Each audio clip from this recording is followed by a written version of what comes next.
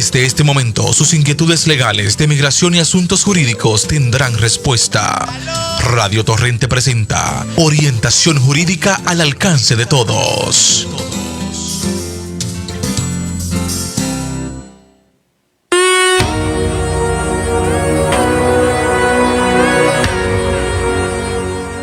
Dios bendiga a esa vasta audiencia de Radio Torrente de Vida, Radio Torrente Programación. Gracias al Señor le damos las gracias por darnos la oportunidad de estar acá en este altar radial.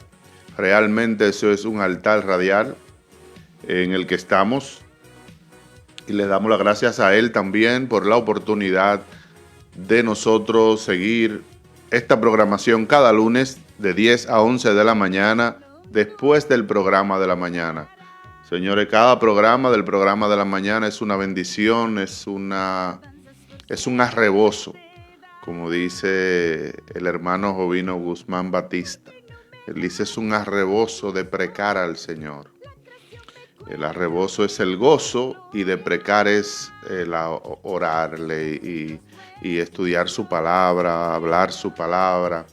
Y es una bendición para nosotros. Nos sentimos más que privilegiados de estar en este horario, un nuevo horario que tenemos, que es cada lunes. Cada lunes, si nos está sintonizando por primera vez, o si vas ahí en el taxi escuchándonos, y es por primera vez nos escucha, pues esta es Orientación Jurídica a la Comunidad. Orientación Jurídica al alcance de todos, un programa que en su primera hora pues analiza noticias y sobre todo en materia de inmigración. Y luego la segunda media hora pues tratamos de traerle algunas de las preguntas de cívica y de historia de los Estados Unidos para los que se están preparando para el examen de naturalización. Motivamos a la comunidad hispana a que se convierta en ciudadano de los Estados Unidos para que pueda asirse de los privilegios, de los derechos también que le asisten luego una vez ya son ciudadanos de los Estados Unidos. Gracias a Dios por esa vasta audiencia que cada semana nos reporta sintonía. Señor Dios, Padre Celestial, Padre de la Gloria, Padre de la Misericordia, te damos gracias, Señor, por todo lo que aquí se va a hacer. Y gracias por darnos un día más de vida, una oportunidad para dar por gracia lo que por gracia tú nos has dado a nosotros. De lo poquito que tenemos, pues vamos a darle a la comunidad. Fíjense, dice un verso bíblico que la fe viene por el oír. Y viene oír palabra de Dios. Pero ahora la radio se escucha. Entonces, ese poder que tiene la palabra, mira cómo dice, la fe viene por el oír, no dice por el ver, sino por el oír. La radio se escucha, la radio es poderosa.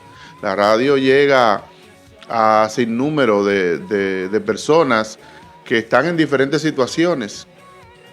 Y de ahí lo bendito del poder que tiene las ondas hertzianas, que pueden llegar a personas que realmente no nos llaman.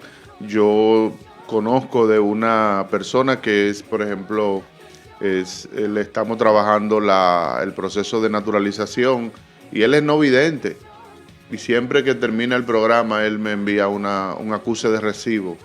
Es una persona no vidente, pero es fiel oyente de esta programación. Recuerden que también estamos, por la gracia de Dios, vía Facebook Live. A través de Radio Torrente Programación nos pueden escuchar y a través de las diferentes plataformas. Luego nosotros tendremos a bien al final del programa de subir este programa a nuestra página de Orientación Jurídica a la Comunidad. Envíale a tus contactos el programa, dale like, dale me gusta o compártelo con tus contactos. Saludamos a Juan Oscar Monegro, que siempre nos reporta sintonía. Ayer una persona me estuvo hablando de la programación, Julio Florencio Brito, y la familia Porte está por demás. Fieles oyentes como Alexandra siempre nos reportan sintonía. Y a los confinados en Wilmington le enviamos saludos, reciban los más afectuosos saludos desde acá. La familia Quiñones, Julio Quiñones, el hombre de las exquisiteces, Julio Quiñones, a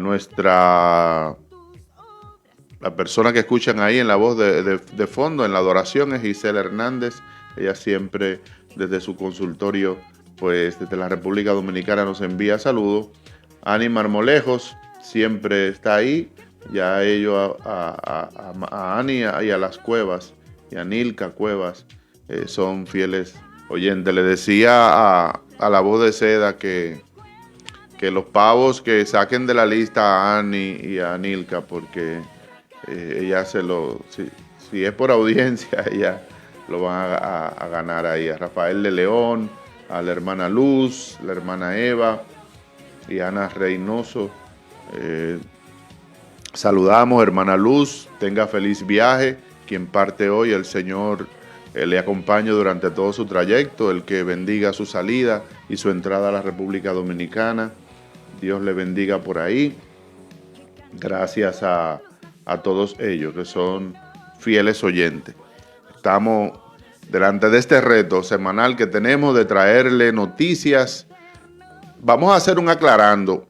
Estábamos antes en el preámbulo del programa compartiendo un minutito ahí con el hermano Felipe de una noticia que estuvimos, que se está reproduciendo en las redes sobre el asunto de la carga pública y los beneficios. Nosotros humildemente damos acá de lo que tenemos. Entonces, junto con ustedes, pues navegamos en cada uno de sus procesos y le ayudamos a que puedan entender las noticias, que las puedan dilucidar y que uno pueda sacar sus propias conclusiones. Pero, como decimos en la palabra, hay textos que se sacan del contexto, entonces son un pretexto y luego lo que hacen es que confunden. Entonces, el asunto de la carga pública no es una ley, es lo primero que queremos aclarar. Siempre decimos acá, para que una ley entre en efecto, tiene que pasar diferentes procesos. Entonces, la ley de inmigración no ha cambiado, sigue siendo la misma. Pero, ¿qué es lo que sucede? Que hay resoluciones administrativas que ya estaban ahí, que antes no se tomaban en cuenta y que ahora se están tomando en cuenta. Eso es lo que está sucediendo. Antes usted hacía, por ejemplo, discutíamos nosotros, Felipe y nosotros, que si usted no tiene 5 años como residente, usted no es candidato para ningún beneficio público. Entonces, esa normativa que se está discutiendo en las redes es un arma de doble filo. ¿Por qué? Porque si usted va a solicitar la naturalización a sus 5 años y usted quiere que le exoneren el pago de los $725, entonces, ¿cómo usted se va a presentar con un documento de que usted, antes de tener 5 años, usted recibió beneficios? Esa va a ser una de las preguntas cuando vaya a concluir su examen. Entonces, se supone que antes de esos 5 años usted no recibió ningún beneficio. Usted, no me refiero a los hijos nacidos en los Estados Unidos o a los menores, sino usted. Entonces, si usted presenta que antes de usted cumplir los 5 años ya usted era una carga pública, a eso es que se refiere la noticia.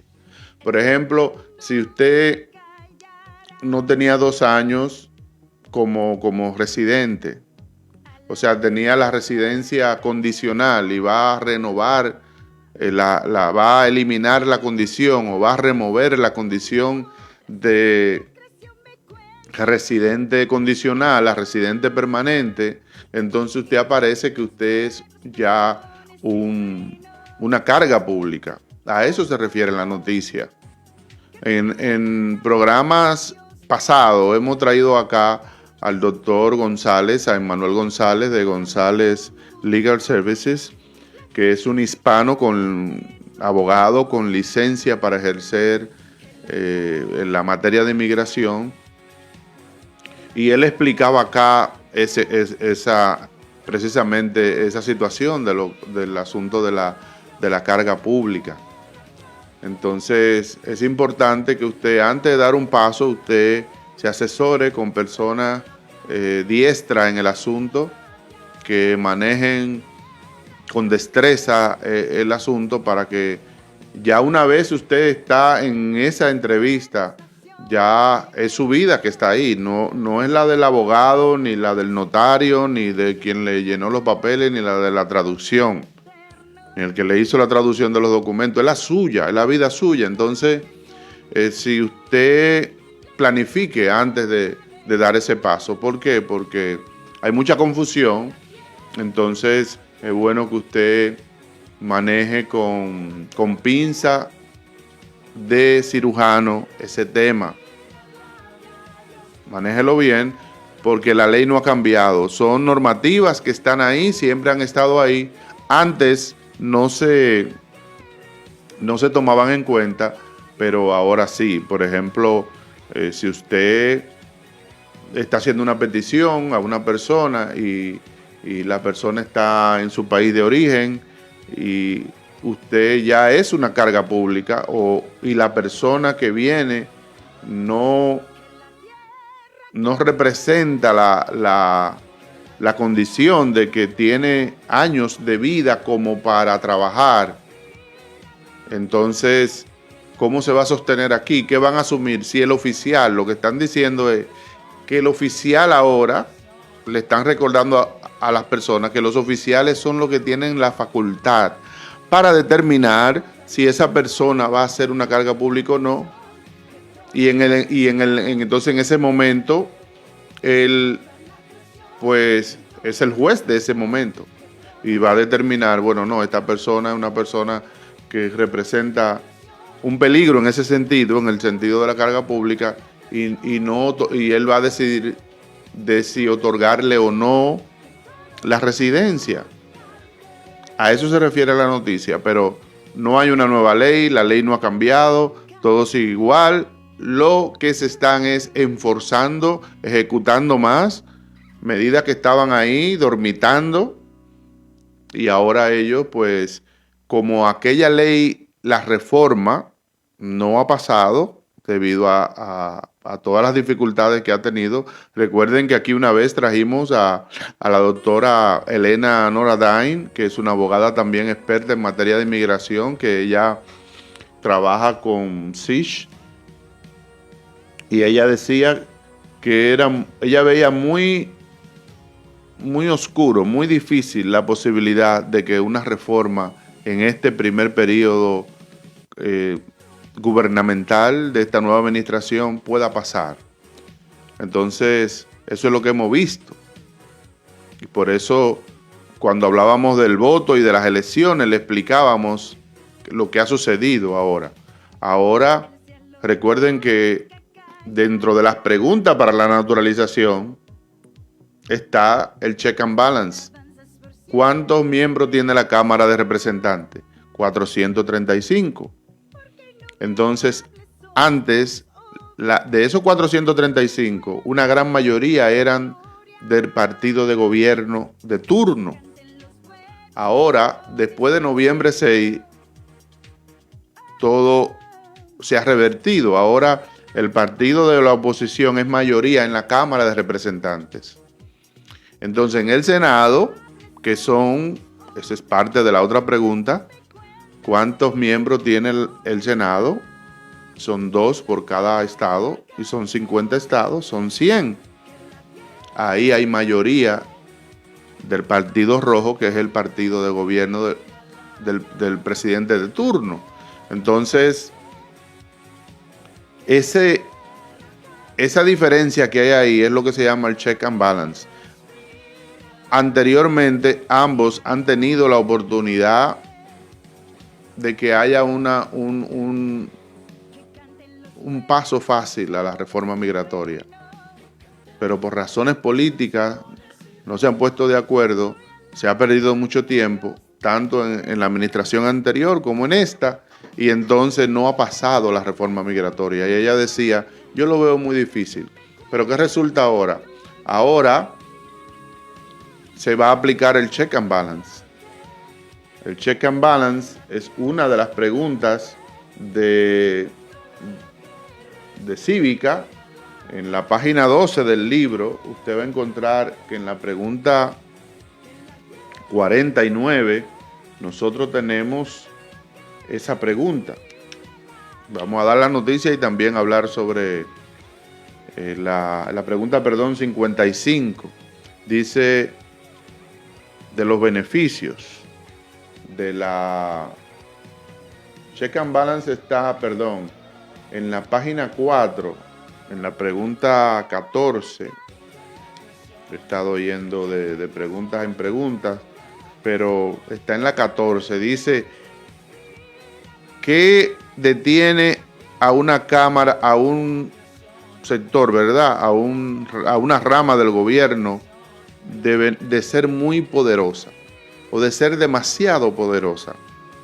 What stops one branch of government from becoming too powerful? La respuesta es check and balance and separation of power. La separación de poderes que hay entre la Constitución, eso lo decíamos también en el programa pasado, que la Constitución separa los dos poderes del gobierno entre tres, o los poderes del gobierno en tres cámaras, para prevenir que una persona o un grupo tenga demasiado poder. Entonces esa separación del gobierno en tres cámaras crea un sistema que se llama check and balance. Esto significa que cada cámara puede bloquear o puede amenazar de bloquear las acciones de la otra cámara. Por ejemplo, el Senado puede bloquear lo que trate de firmar el presidente, que es la Cámara Ejecutiva. Entonces, la legislativa está chequeando al Ejecutivo. La Suprema Corte puede rechazar que una ley pase en el Congreso.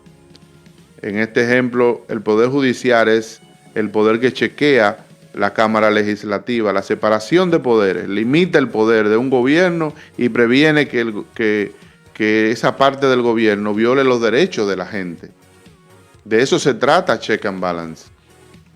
Entonces, ella decía, la doctora Elena Norardain, que veía muy difícil que eso sucediera, pero hemos visto lo que ha estado sucediendo con la ley, que al final se trata, se pierde mucho tiempo y no pasa, y luego vienen otros intereses y se pierde el interés, y luego vuelve el tema cuando le interesa a una parte. Entonces, al final no pasa nada. Ahora tenemos el caso de las caravanas, y en estas elecciones pues se utilizaron las caravanas y la enmienda 14 como un pretexto, ¿verdad? ¿Qué resulta? No ha habido reforma. Como esa reforma no ha pasado de la forma como al partido del gobierno le interesa, pues ¿qué es lo que están haciendo? Utilizando los recursos que están ahí. Por ejemplo, no tiene que pasar una reforma migratoria para que hagan un aumento del pago, por ejemplo, del pago de los fees, ¿verdad? Los fees fueron cambiados en diciembre del 2015, a finales de 2016, se cambiaron todos los impuestos que hay que pagar por los diferentes formularios que hay que presentar. Para eso no hubo que hacer una reforma. ¿Por qué? Porque eso es una medida administrativa. Entonces, ¿qué es lo que están haciendo? Es buscando medidas administrativas que le afectan al peticionario o al beneficiario para enforzarla sin tener que pasar por ninguna de las cámaras. Luego, si alguna de esas medidas violan los derechos de la gente, entonces se va a la Cámara, al Poder Judicial, para que limite o impida o detenga el que esa medida pues sea iniciada. Entonces, esto es lo que estamos viendo a grosso modo de lo que está sucediendo con esto de la carga pública. La semana pasada también hablábamos sobre el asunto del DACA. Dice que la Suprema Corte ahora está más inclinada a tomar el caso que va a decidir la suerte de los jóvenes que arribaron temprano, la acción diferida, los beneficiarios de la acción diferida. Es posible que la Suprema Corte decida la suerte de esos jóvenes y tan temprano como el próximo enero, después que el noveno circuito la semana pasada mantiene el DACA vivo. El DACA continúa vivo y decíamos que lo que no hay es no aceptan peticiones nuevas, sino que las renovaciones se pueden, si usted está a tiempo de renovar, las renovaciones se están aceptando. Pues le damos las gracias a Dios por eso. Entonces, hablando de la Constitución, de la constitucionalidad, de las decisiones, que es lo que discutimos acá en este programa, lo utilizamos para orientarlo, para llevarlo por el camino correcto en su proceso de naturalización.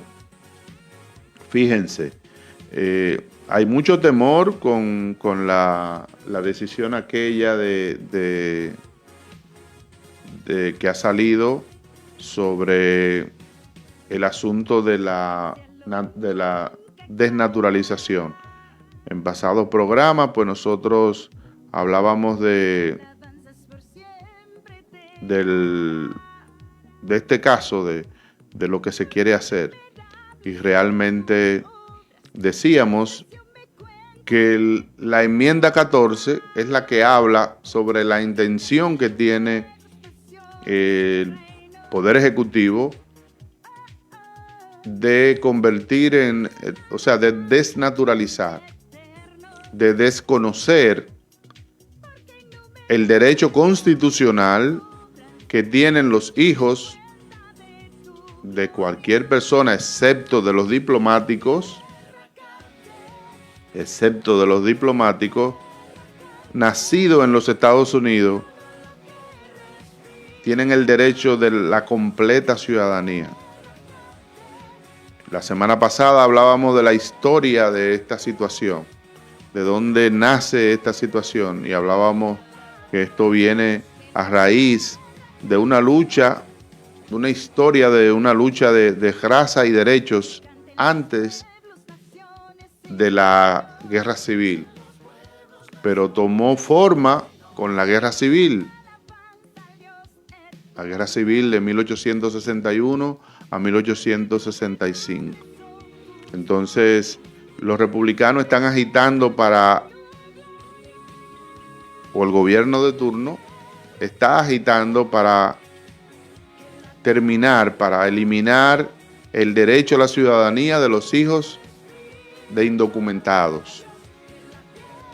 Entonces, muy probable, ya los expertos en derecho constitucional están explicando la condición y el poder que tiene la enmienda 14. Al presidente le han asesorado diciéndole que él no necesita una reforma constitucional, una nueva enmienda para que esto se lleve a cabo, sino que puede ser por una orden ejecutiva. Pero que resulta que hemos querido traer acá el conocimiento a ustedes del origen de esta situación. Es la enmienda 14 que habla sobre este derecho que le concede a todo nacido en territorio norteamericano no importa la condición legal de sus padres, excepto los diplomáticos, del derecho al jus soli, el derecho solamente por el suelo, el derecho del suelo. Entonces, no hay ninguna gente en los Estados Unidos que pueda decidir, que pueda empujarte a que una persona nacida en territorio norteamericano tenga que volver a vivir en las sombras. ¿Por qué? Porque hay un derecho que ya se ganó, hubo una lucha que ya se llevó a cabo. ¿Por quiénes? Por los descendientes de los africanos que vinieron a trabajar acá, las plantaciones.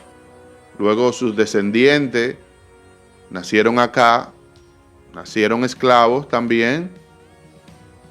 Entonces hubo un debate en el siglo XIX. ¿Por qué? Porque estas personas nacidas acá fueron a luchar en la guerra civil. Más de 200,000 se enlistaron en la guerra. Fue la guerra más feroz que ha tenido los Estados Unidos. Y más de 200,000 fueron a luchar allí. Se calcula que alrededor de unos 80,000 perdieron su vida en esta lucha. Pero esta lucha fue a favor de más de 4 millones de esclavos negros. Entonces usted dirá, bueno, pero yo tengo que saberme toda la historia. No, es que vale la pena saber el por qué se quiere eliminar el derecho que tienen los niños nacidos en territorio norteamericano, hijos de indocumentados. Entonces, de la misma manera, el hijo de esclavo, si usted era hijo de una esclava, ese niño o esa niña pertenecía al dueño del esclavo. O sea, no importa que haya nacido aquí. Si sus padres eran esclavos, entonces él arrastraba ese derecho. De la misma manera que si la madre ya había adquirido la libertad, entonces ya él nacía liberto. Entonces, esa lucha viene de esa comunidad, de una comunidad que ahora se llama los afroamericanos, ¿verdad? Entonces es interesante saber que durante 100 años, a pesar de que la emancipación vino, la libertad de ellos vino en 1863, antes de la muerte de Lincoln en 1865, él los emancipó, ellos lucharon en la guerra civil y luego, que fue con la enmienda 13, y luego con la enmienda 14 le dio el derecho a la ciudadanía. Y la enmienda 14 lo dice, todo nacido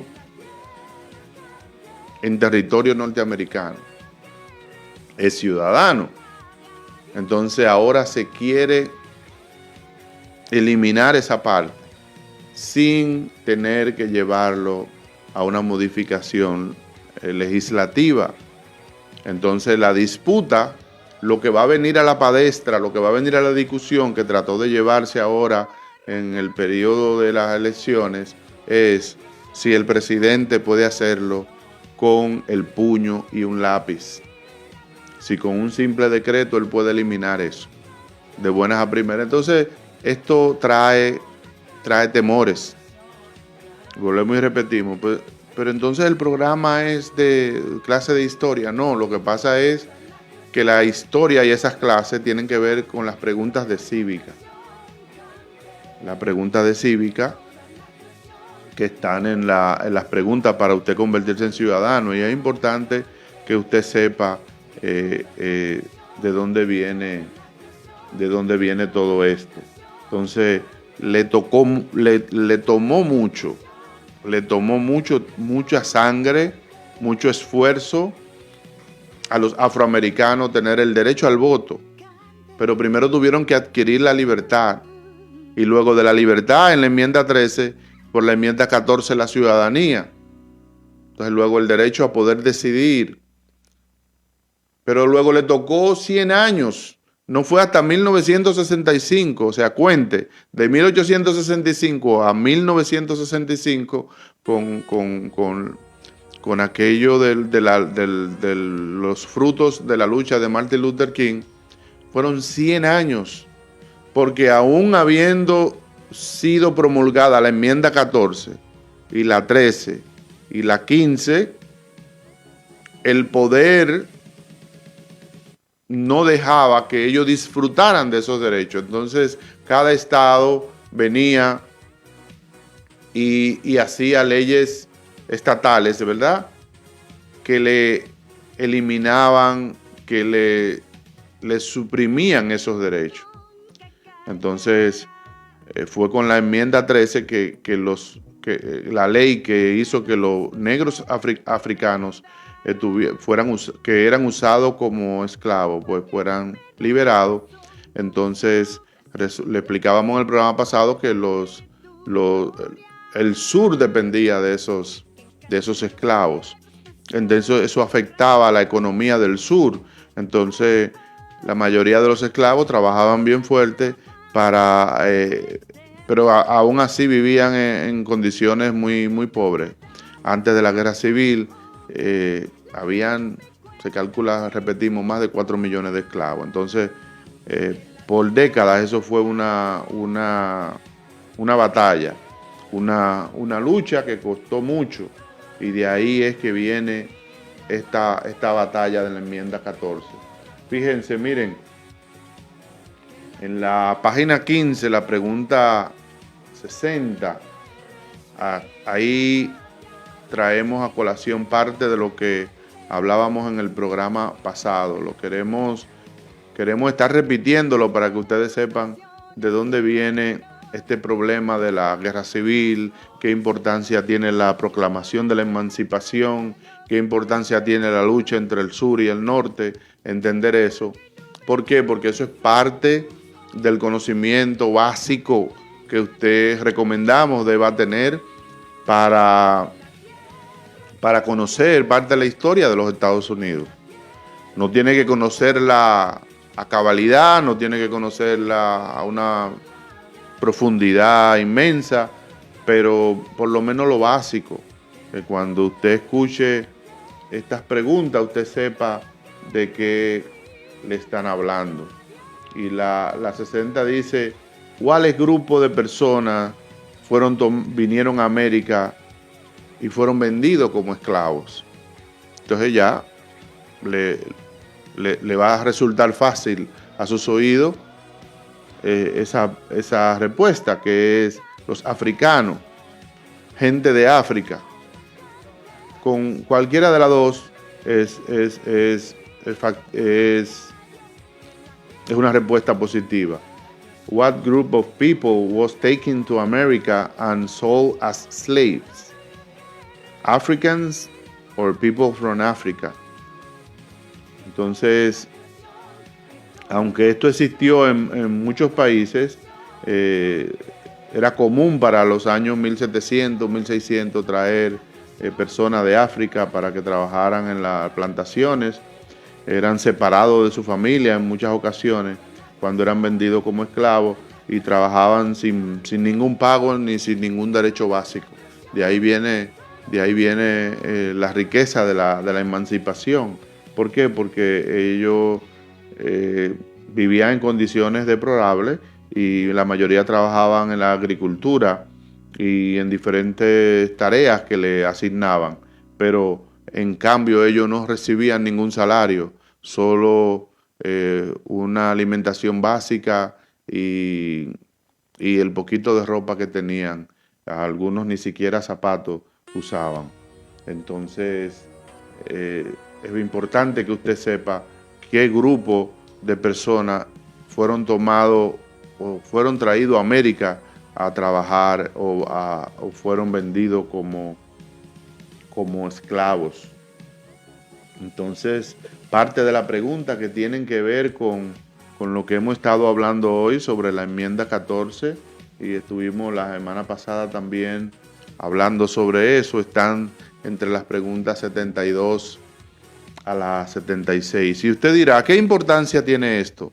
No, la importancia no es solo conocer la historia, sino que cuando usted vaya a su entrevista y usted escuche ciertas preguntas, aunque usted no tenga el inglés perfecto, usted sepa, oh, de eso era que me hablaba el profesor. Dice, nombre una guerra que peleó los Estados Unidos en los años 1800.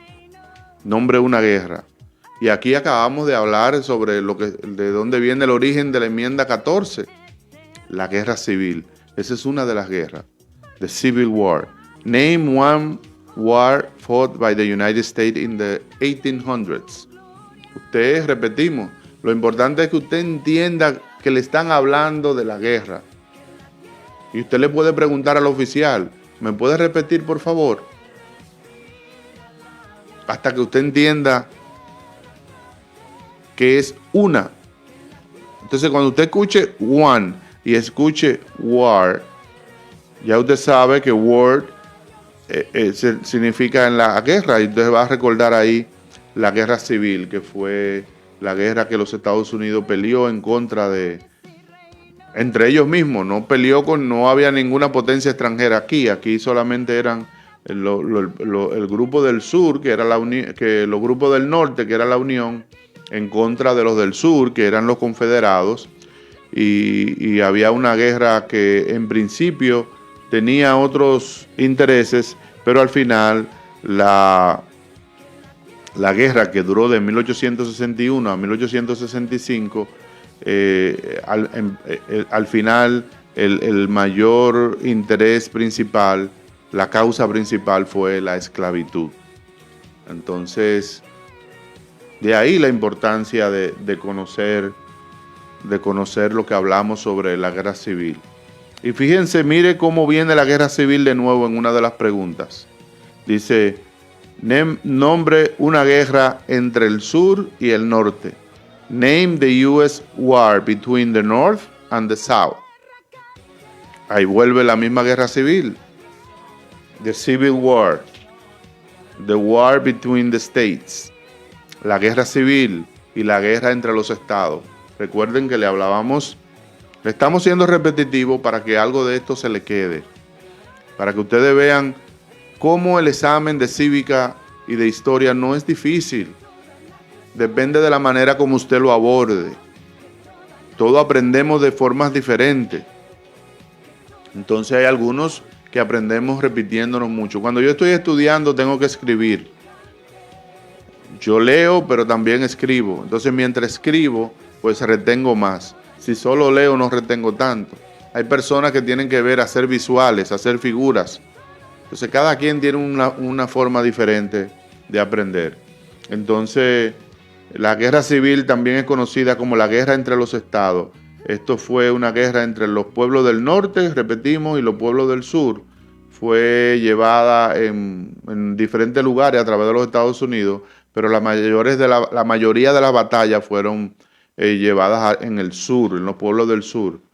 Y hay diferentes batallas que tienen diferentes líderes, pero estas batallas pues fueron librada y se calcula que más de 700,000 personas murieron. Una guerra entre los mismos norteamericanos. Y el asunto era mantener subyugado al trabajo gratuito a los esclavos. El dueño de la plantación compraba al esclavo, por ejemplo, en $1,000, en $600, y ya jamás daba un centavo. Esa persona era de él hasta que él la revendiera o hasta que moría. Nombre, dice la número 74, nombre un problema que llevó a la guerra civil. De nuevo la guerra civil en las preguntas. Nombre un problema que dio lugar a la guerra civil. Entonces, solamente uno. Para nosotros el principal es slavery, pero hay corrientes que dicen que fue una guerra por los derechos de los estados. El libro tiene 3 respuestas posibles, usted solo elija una. Si fuera yo, eligiera slavery, porque la esclavitud es la más fácil de manejar. Economic reasons and states' rights. Razones económicas y derechos de los estados. La guerra civil comenzó cuando 11 estados del sur votaron para separarse de los Estados Unidos y formar su propio país. A eso le llamaron los Confederados Estados de América. Esos estados del sur creían que el gobierno federal de los Estados Unidos amenazaba sus derechos para ellos tomar sus propias decisiones. Entonces ellos querían que sus estados, los derechos de los estados, cada uno tomara sus propias decisiones con respecto a su gobierno y que el gobierno nacional contradecía las decisiones de esos estados. Entonces el norte y el sur tenían diferencias con respecto a eso y ahí vinieron las diferencias. Pero ellos creían, los estados del sur, que su economía iba a ser muy afectada si, al ellos depender tanto de la esclavitud, del trabajo de los negros, del esclavo, la agricultura de ellos dependía mucho de ellos, de eso y la economía. Entonces, si el gobierno eliminaba la esclavitud, pues afectaba su economía. Entonces, la economía de los estados del norte era más industrial y no dependía tanto de la esclavitud. Entonces el norte peleó para que todos los Estados Unidos fueran los estados de la Unión y entonces separarse de ese estado esclavista del sur, y ahí vino la guerra. Entonces mucha gente del sur quería que se eliminara la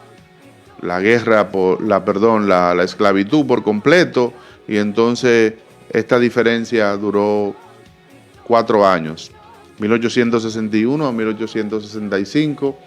Hubo un senador, uno de los senadores que más luchó porque esto se llevara a efecto, fue el senador Sumner Wells, y quien era senador del estado de Massachusetts, si mal no recuerdo.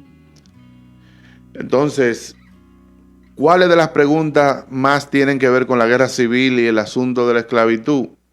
Bueno, la 75. La 75 dice, ¿qué cosa importante hizo Abraham Lincoln?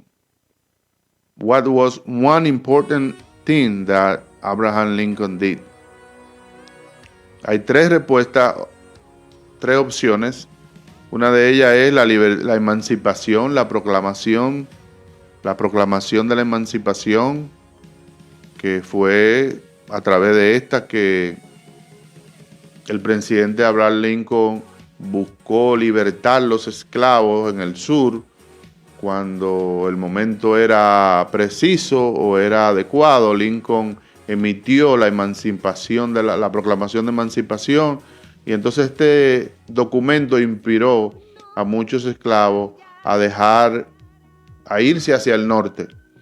Entonces, 3 años más tarde, la esclavitud se convirtió en un asunto ilegal en todos los Estados Unidos. Pero, como ellos sabían que el norte era pro emancipación, que estaba en contra de la esclavitud, pues los esclavos comenzaron a dejar el sur. Entonces ahí viene lo de la importancia de Lincoln. Lincoln libertó a los esclavos, preservó la unión y fue el líder de los Estados Unidos durante la guerra civil. Entonces fue el artífice o el presidente que más trabajó, lógico, fue después del inicio de su gobierno. En principio, Abraham Lincoln, de acuerdo a lo que explican los historiadores, en principio no era pro la libertad de los esclavos, sino después del proceso en el que él vio y la importancia que vio de los esclavos al ellos la disposición de ellos de servirle a la nación. Comenzaron a verlo como no solo como hermanos, sino como humanos, como seres humanos, como ciudadanos. Y entonces, pues él fue, de ahí la importancia de lo que él hizo. Entonces determinó que era inconstitucional esa situación, y dijo que la separación de los estados no era un asunto legal, y entonces ya tenía la guerra 2 años cuando él firmó la proclamación de la emancipación y declaró que el esclavo que viviera en los estados rebeldes confederados era para siempre libre. Entonces él es famoso por ese discurso. Él dio ese discurso en noviembre de 1863. Entonces, en esta batalla de la Unión, que la Unión ganó, él le pidió a todo aquel que viviera en esos estados que se era declarado libre, y entonces eso pudo permitir que muchos de los esclavos que vivían en esa parte comenzaran a huir y a unirse a los soldados de la Unión. Entonces se enlistaron en la Unión. Y miren lo que dice la número 76. Dice que hizo la proclamación de la emancipación. Que hizo la proclamación de la emancipación. Y es medio repetitiva, lo único que se lo dicen de formas diferentes. En la 75 habla de Abraham Lincoln, pero ahora esta habla de la emancipación. De ahí lo importante que usted aprenda lo básico de la historia de la guerra civil, porque el fruto de la guerra civil, esas enmiendas, la 13, la 14 y la 15, se le llaman las enmiendas de la reconstrucción. Entonces, si usted conoce lo básico de la guerra civil, de la libertad de los esclavos, ahí usted va a aprender de Lincoln, va a aprender de las enmiendas y va a ver qué es una enmienda. Cuando vaya a la pregunta se va a dar cuenta que una enmienda es una reforma, un cambio a la Constitución. Entonces, esas enmiendas fueron hechas para concederle esos derechos que no tenían esos ciudadanos. Entonces, ¿cómo se hizo? A través de una reforma constitucional. Y usted entenderá, entonces de hecho, si de esa fue la forma que se le concedieron esos derechos, a través de un decreto presidencial no va a ser posible. Ahí es que queremos que usted llegue a analizar esta noticia y a entender la enmienda 14. Miren lo que dice la 76. What did the Emancipation Proclamation do? ¿Qué hizo la proclamación de emancipación? Hay 4 respuestas posibles. Una dice, free the slave, libertar los esclavos. Otra dice, free slaves in the Confederacy, que es la libertad de los esclavos en los Estados Confederados. O free slave in most southern states. En la mayoría de los estados del sur se liberaron. Entonces, en resumen, en 1863, en medio de la guerra civil, el presidente Abraham Lincoln emitió la proclamación de emancipación. Que se le quede eso ahí, la proclamación de la emancipación. Declaró que los esclavos que vivían en los estados confederados del sur eran libres. Entonces, muchos esclavos se unieron a la milicia, al Army de la Unión, y en 1865 la guerra civil terminó y el sur se mantuvo su derecho a ser, los esclavos del sur mantuvieron su derecho a ser libres. Entonces, esa emancipación dio lugar a la enmienda número 13 de la Constitución, que terminó por completo, abolió por completo la esclavitud en los Estados Unidos. O sea, primero fue la proclamación en 1863 y luego en el 65 vino la emancipación a través de una enmienda constitucional que fue la enmienda número 13. Bueno, amigos y hermanos, muchas gracias por estar ahí, gracias por sintonizar de nuevo esta programación de lunes de 10 a 11 y toda la programación que es una bendición de Radio Torrente de Vida y Radio Torrente Programación. Las gracias a ustedes, esperamos que usted pueda, si este programa le es de bendición o entiende que hay alguien que se puede beneficiar de estas clases a través de la radio, pues que háblale a ellos, compártelo con tus contactos para que este programa le sea de bendición a otros. Esperamos, si Dios lo permite, que el próximo lunes nosotros estar acá de nuevo con esta programación de 10 a 11 después del programa de la mañana. Le damos las gracias a Dios por las personas que nos sintonizan y a todos los que nos están reportando la sintonía. Alessandra, gracias. Rafael y Santana, también gracias por estar en sintonía con nosotros. Así que comparte y esperamos que el próximo lunes también el profesor esté con nosotros en el aire. Y si Cristo no ha venido o nosotros no nos hemos ido con Él. Shalom, Dios te bendiga. Que la tierra cante.